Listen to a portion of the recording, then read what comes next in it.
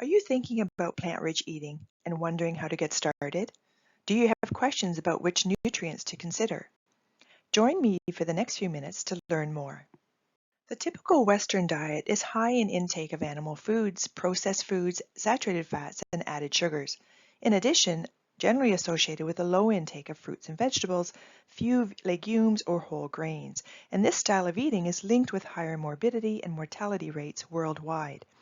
In addition, a Western diet relies quite heavily on non-renewable resources and unsustainable practices. So switching to a plant-rich eating style has many benefits. So healthy eating patterns that are rich in fruits and vegetables and other plant sources, eating patterns like the Mediterranean diet, the DASH or dietary approaches to stop hypertension diet, the portfolio, vegetarian, and many other traditional diets are associated with better physical and mental health, longer lifespan, and lower rates of heart disease, diabetes, and depression. And here's a chart that nicely summarizes the benefits of a plant-rich eating style for your health, both on heart and brain function, inflammation, reducing cancer risk, as well as the benefits on the planet in terms of enhancing biodiversity, reducing greenhouse gases, and reducing water use, and helping with a reduction of fossil fuel use and fertilizer pollution. So a healthy you can be a healthy planet. So what exactly is plant-rich eating? Well, it's a spectrum of eating styles that are rich in plant foods, foods like fruits and vegetables, legumes like beans, peas, and lentils, nuts and seeds, whole grain foods, breads, cereals, pastas, etc., as well as unsaturated and heart-healthy oils. This style of eating is also limited in processed foods and animal products, but it doesn't require a complete shift to vegan or vegetarianism. Any shift to adding more plants to your meals is beneficial.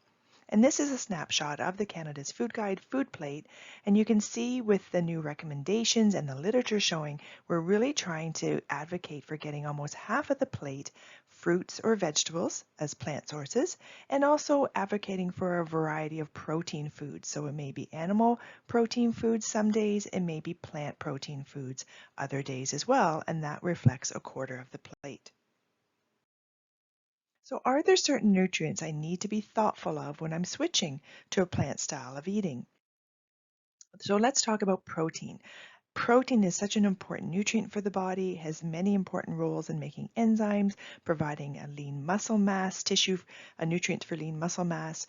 Our goal is to try to ensure that our meals contain protein at every meal that we have. And again, looking at the plate, we aim for about a quarter of the plate to be protein-rich foods. And that's approximately 20 to 25 grams of protein per meal. Again, this will vary depending on the person, but again, 20 to 25 grams is a good starting point. And we really want to encourage variety of protein. So not just animal sources like chicken or fish or eggs, but also plant proteins like beans, peas, lentils, etc. So there's different ways to get started with adding more plant proteins to your meals. You can start by adding a few extra plant proteins into your existing meals. Perhaps you're making meatballs and you add a little bit of lentils to the meatball recipe. So it's a great way to add plant protein that way. Or you can completely swap out the animal protein and remove that and add in a plant protein instead. So for example, a black bean quesadilla instead of, say, a chicken quesadilla. So the power of plant protein and the evidence showing that one meatless meal per week actually has multiple benefits for your health, as well as stretching your food dollars, as well as helping to reduce your carbon footprint. So let's look closer at the different types of plant-based proteins you might want to think about adding to your meals. As I mentioned, there's legumes, peas, beans, lentils. They're very rich in protein, great sources of fiber, B vitamins and iron. They can be added to existing meals, as we mentioned, soups, the stews, chili, for example, adding an extra black bean to your kidney beans already in your chili is a great way to add more plant proteins.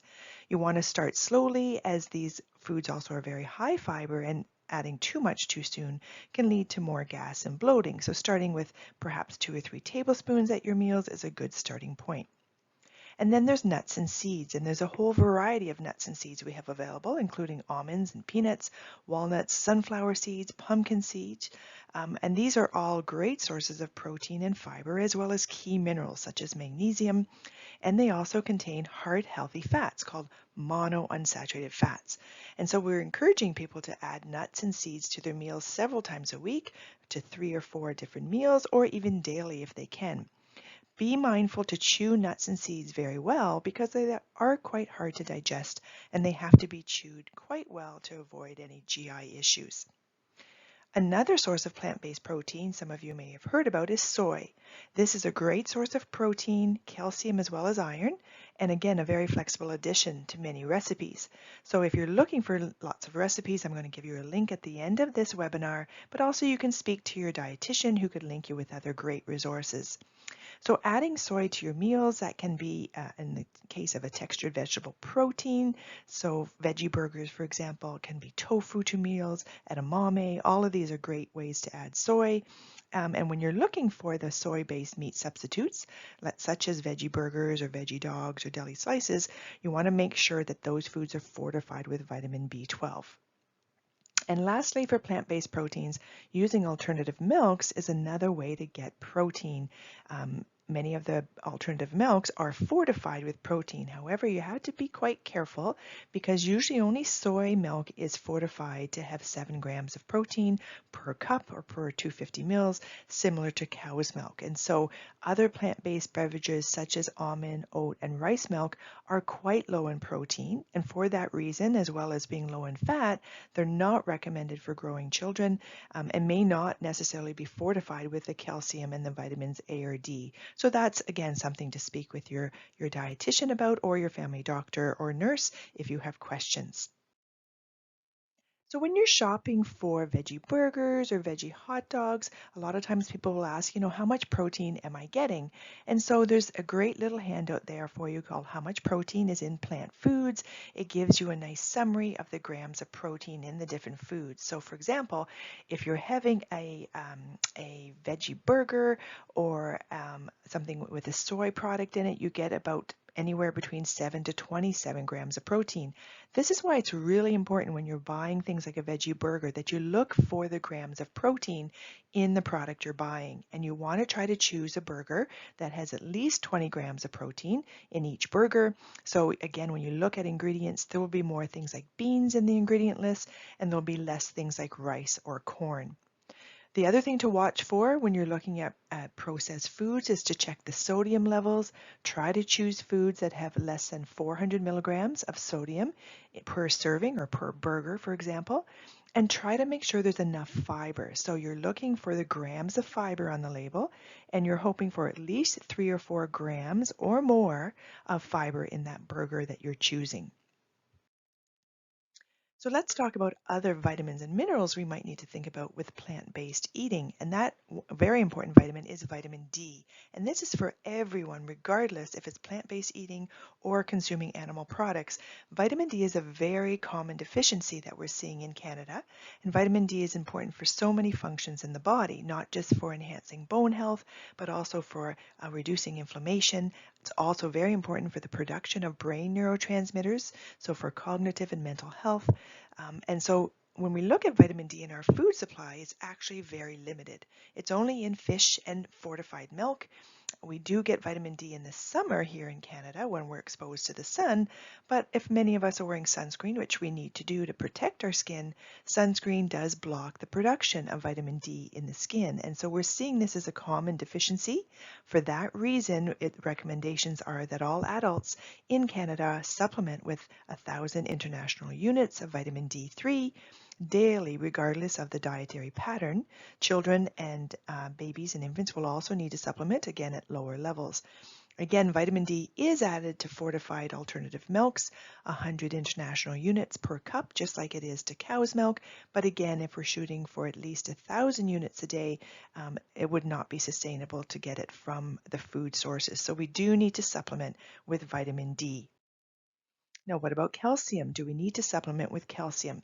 We know this is an important mineral that's for bone health, but it also is involved in blood pressure control. And we know if there's insufficient calcium from foods, the body will pull calcium from the bone to use that to make the many enzymes that calcium is involved in. So we want to make sure the dietary sources are there, whether it's from animal sources like milk, cheese, or yogurt, where there's approximately 300 milligrams of calcium in, for example, a cup of milk, 250 mils, or plant sources such as fortified alternative milks, such as your soy milk or almond milks, where we have fortified those milks to be equal in calcium to what would be in a cow's milk. You also have fortified orange juice. There's tofu. It also contains calcium, again, depending on how it's prepared. It usually is processed with calcium. Other sources, plant sources of calcium, smaller amounts we get in almonds, soybeans, figs, kale, broccoli, and bok choy. Routine supplementation of calcium is not advised. We do prefer you get it from your food sources, but if that's a challenge to get enough from dietary sources, please speak with your doctor or nurse or dietitian who could help ensure you're getting an adequate amount. Let's switch to B12. This is another common deficiency that we see in Canada. Approximately a third of adults over the age of 50 may be low in B12 and can lead to symptoms of things like tingling in hands and feet, fatigue, numbness, some memory changes as well. It's also linked with depression and dementia, so we need to be very thoughtful of vitamin B12 levels, particularly with a plant-rich eating style, because as we move towards less animal products in the diet, B12 is only found in animal products. And so if someone's eating a very plant-rich style, perhaps vegetarian or even vegan, they would require supplementation with B12. In addition, medications, many medications we commonly see in family practice do interact with B12. And so for that reason, we need to be measuring that in our patients who may have hyperacidity, for example. They may be on metformin, a medication we commonly use in diabetes. Even birth control pills can interact with vitamin B12. And so it's important to discuss this with your family doctor to talk about blood work and getting an assessment to make sure your serum B12 level is in the range between 250 and 600. And again, if supplementation is needed, we generally would use between 500 and 1,000 micrograms of vitamin B12 daily for 3 months at least, and then reassess the response to see how someone is absorbing. And so that's something to have a discussion with your doctor or dietitian. So what foods give us B12? As I mentioned, B12 is only in animal foods. So that will be things like your dairy, milk, cheese, yogurt, your chicken, egg, fish, and meat sources. Plant sources, as we've mentioned, the fortified milks, etc., may be fortified with B12, but may not be. So it's important to check on your label. And nutritional yeast or spirulina may not provide adequate B12 consistently across different products. So again, this is something to be very watchful on your food labels. So what about iron? Is less iron absorbed from foods in a vegetarian style of eating? So the answer is true. We do see reduced iron absorption with vegetarian eating. And this does depend on the type of vegetarian eating, of course. So if the vegetarian eating is consuming some animal products, say pescatarian, where fish is consumed, or lacto-ovo, ovo meaning egg, so egg is consumed in that style, there's some animal sources of dietary iron there. Versus a vegan style of eating, there's a complete exclusion of all animal sources, so you're relying only on plant sources of iron. And one of the things we know is that when there's animal sources of iron, there tends to be a slightly higher absorption, an 18 to 20% of the dietary iron we consume, we absorb if we have a variety of animal foods in the eating style. When we move to more of a vegetarian eating, there are more dietary inhibitors that can be in the diet, like phytates, for example, that can impair iron absorption and can lead to a reduction in overall absorption of only 10 to 14%. So even though this number seems small, this can be very important to consider for specific populations where they may be at risk of iron deficiency, such as children and infants and women, of course. So it's important we watch for signs of iron deficiency, signs of fatigue, change in appetite, taste aversions, growth faltering in children, for example. It can be mood and cognitive changes as well. These can all be symptoms of iron deficiency anemia. So this is very important to have a conversation with your family doctor, nurse practitioner, or dietitian to discuss the need for blood work to assess your iron status. So let's talk about omega-3 fats, another type of heart-healthy fat for both the brain and the heart. Omega-3 fats are a form of polyunsaturated fatty acids, and there's different types, those found in animal sources and a different kind found in plant sources. So the animal sources of omega-3 fats are called EPA and DHA, epipentanoic acid, and dexahexanoic acid. And these types of omega-3s are found in cold water fatty fish, only specific fish, salmon, sardines, trout, mackerel, herring, etc. But they do have many health benefits. They seem to reduce inflammation in the body, prevent platelet stickiness, and help to lower blood pressure, as well being used now for the management as part of adjunct therapy for depression as well. So it's very challenging to get enough of EPA and DHA in the dietary sources. We do encourage people to consume fish for those people who are pescatarians, for example. We do encourage fish meals at least 2 to 3 times a week and choosing that cold water fatty fish if you can. And then we also may recommend supplementation of omega-3 EPA and DHA 1,000 milligrams daily. Again, this is the level that's currently recommended from the American Heart Health Association. Some other members of your healthcare team, your doctors and other team members may use different levels depending on the condition they're discussing with you. Now, there are plant sources of omega-3s called alpha-linolenic acid. This is found in some of our seeds, ground flaxseed, chia seeds, hemp seeds, things like walnuts, our soybeans and tofu, as well as some of our oils like canola and soybean, hemp seed, and the margarines made from those oils. So those are plant sources you might want to consider. There's also DHA algae.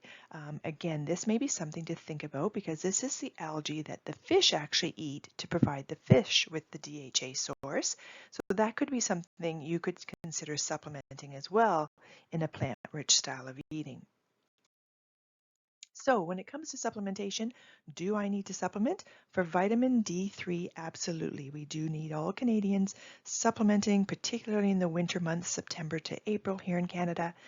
For the other vitamins, vitamin B12, the minerals, iron and calcium, and the fats, omega-3 fats, this is something to have a discussion with your healthcare team members to determine if supplementation is needed and the appropriate dose that you may require.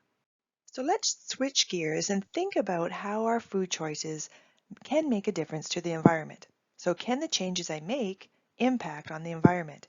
And what we have here is an example of the effect of different food choices, switching from an animal protein, a burger a day a year, and switching to 1/3 of a can of beans a day a year. So in terms of emission effects, you can see a burger a day a year is estimated to be equivalent to driving over 11,000 kilometers. Versus switching to a plant protein, such as the can of beans, has much lower impact. It's equal to driving a car only 149 kilometers. So it's an important thing to think about as we make our food choices. And our food choices start to make an impact not just on our health, but on a sustainable eating pattern that has a benefit on the environment. So sustainable eating involves selecting foods that are healthy for our bodies and also for the environment. So this means foods that provide a balanced diet for the body, but also are considerate of what are the impacts on the environment. Is there an efficient use of resources? Is it regenerative agriculture? Does it enhance the quality of life in farming communities for people and animals? And does it consider all aspects of food production, distribution, and consumption? And this is a great little tool you might be interested in called the Climate Change Food Calculator. And it's a way that you can actually put in a food that you're wondering about and check to see how does that food that you're consuming, how does it impact on the environment? So it not only measures the impact on greenhouse gases as one measure, but it also will look at consumption of water, for example, as another measure. So here's an example of avocados, and you can see that it does have an impact on our environment. So all the foods we produce do have an impact, and an important part of this is just becoming aware of that impact, knowing where our foods are produced, what type of impact are they having, can we consider some of that when we're making our food choices. And this is another example of a chart showing how foods can have different carbon footprints depending on how they're produced and where they're produced, and that we want to just be thinking about how can we reduce our dietary footprint. So you can see on here, beef can have different ranges in terms of a carbon footprint, depending on how it's produced and where it's produced. And even things like our favorites like coffee and chocolate are on this list. So really important to be considering some of these factors when we're purchasing our foods and consuming these foods. One way we can really help to promote sustainable eating is to shop local. To support local businesses, we get a great opportunity to know where our foods are coming from, and this can dramatically reduce the distribution or transportation costs of getting foods into your kitchen, for example. So these are some of the resources in our local community here in Hamilton that I've listed here. Things from picking your own farms to community kitchens and community gardens that we have, and our neighbor to neighbor programming has fruit and vegetable markets as well. Another way we can promote sustainable eating is reducing food waste in Canada. So estimates show that we lose about over $1,700 a year each household on food waste. And when we look at the red chart on the right here, what is actually being wasted in Canadian households, you'll see that a good majority is vegetables and fruits. Some is other products as well, but fruits and vegetables make up almost 50% of the food waste in Canadian households. So how do we reduce food waste at home? One way is to think about our shopping habits, avoid overbuying fruits and vegetables. We want to store them properly when we get them home so that we can maximize their shelf life. And I have listed here a resource for you called Produce Shelf Life Guide here. It will actually show you what are the fruits and veggies to use right away within 3 to 5 days of purchasing. Things like kale and basil and spinach, for example, tomatoes, and then what are some of the vegetables you can use within 5 to 7 days, and then what are some of the vegetables that there's no rush to use and they're good for 2 weeks or more. So this is a handy little resource to help you sort of prioritize what should I use first at home, what can I do to reduce the food waste. The other thing to do to reduce food waste is try to use every part of the food when you can. So for example, onions, for example, if you're chopping onions and you're putting them into a dish, you may keep the outer skins and the actual stem as well to use when you're making stock at home. You can throw that into a pot with water on the stove, put any of the skins from, say, the carrots you might be cleaning, to the outer skins of potatoes, to outer skins of onions into water, and actually make your own homemade stock. So it's a great way to reuse these foods and get the most for your dollar. Of course, preserving foods or freezing foods, another great way to reduce food waste at home. And then one of the things we get asked a lot as dietitians is, are frozen fruits and vegetables just as nutritious? And they absolutely are just as nutritious as their fresh counterparts. So we encourage you to buy frozen fruits and vegetables to keep in your freezer and use when you're wanting to use them and not wasting any food that way. Of course, meal planning is another way to help reduce food waste. Having a meal schedule for the week, knowing what you're going to use when, really helps you be mindful of what's in your pantry and what can be used up efficiently. And I've also included 2 videos here for you that you may find very useful: Reducing Food Waste video, as well as Stop Food Waste Day every April. That's an annual event where they have lots of great ideas there for you as well. So, considering all that information we've just talked about, what's one thing you could do this week to add more plant foods to your meals? Maybe you're thinking, I'm going to add a vegetable to my dinner. Maybe you might bring some nuts as a snack in the afternoon. Or maybe you want to go to the step of swapping an animal protein for a plant protein. So tonight for my spaghetti and meatballs, instead of a meatball, I might do black beans or pasta fagioli. So I have a plant protein there instead of a meat protein. So whatever you decide to do, it's important to start small, starting with a small change that's something that's realistic and doable for you. Perhaps you will bring a peanut butter sandwich for lunch this week instead of a meat sandwich. That may be one small change that's feasible for you. So something to consider. I've also included some resources. If you're looking for more videos on this, we have a 5-minute video on what's for dinner, a plant-rich meal please, a longer webinar on environmental sustainability, if that's of interest to you, and of course, always access the dietitians.ca or unlockfood.ca, which is Dietitians of Canada resources. And lastly, here's a list of plant-rich recipes. There's many, many more that are wonderful, but these are just some of the common websites we use when we're doing some of our cooking classes. So I'd like to thank you for your interest in listening to this webinar, and I encourage you to reach out to your doctor, nurse, or dietitian if you have additional questions about plant-rich eating to help you get started. Have a great day.